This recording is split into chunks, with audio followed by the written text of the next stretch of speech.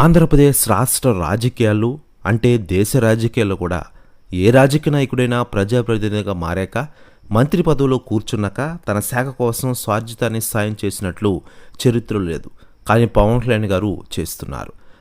మొదటిసారిగా రాజకీయాల్లో గెలిచి ఎన్నికల్లో గెలిచి ఎమ్మెల్యేగా మంత్రిగా ఆయన సహాయ సహకారాలు చేస్తుండడంతో చాలామంది లీడర్లు షాకులో ఉన్న విషయం మనకందరికీ తెలిసిందే. ఆంధ్రప్రదేశ్ రాష్ట్ర ఉప ముఖ్యమంత్రి జనసేన పార్టీ అధినేత పవన్ కళ్యాణ్ గారు ఎవరు ఊహించిన విధంగా ఇటీవలే కురిసిన భారీ వర్షాలకు వరదలకు భారీ విరాళాలని ప్రకటించిన విషయం మనకందరికీ తెలిసిందే. ఇటీవలే విజయవాడ నగరంలో సంభవించిన వరదల నేపథ్యంలో సీఎం చంద్రబాబు నాయుడు గారి నిధికి ₹1 విరాళం ప్రకటించారు పవన్ కళ్యాణ్ గారు. దాంతో ఆగకుండా మరో ₹1 తెలంగాణ రాష్ట్రానికి ప్రకటించారు. మరో 5 కోట్లు 4 కోట్లు ఇప్పటికే ఆంధ్రప్రదేశ్ రాష్ట్ర ముంపు పంచాయతీలకు ఇచ్చిన విషయం మనకందరికీ తెలిసిందే. దీంతో పవన్ కళ్యాణ్ గారి పేరు చాలా రోజుల నుంచి మారుమోగుతోంది.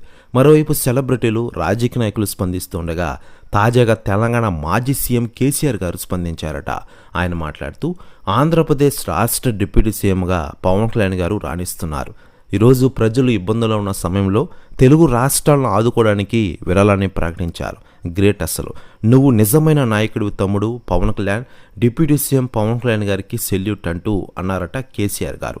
ప్రస్తుతం ఈ వ్యాఖ్యలు వైరల్ అవుతున్నాయి ఆంధ్రప్రదేశ్ రాష్ట్ర రాజకీయ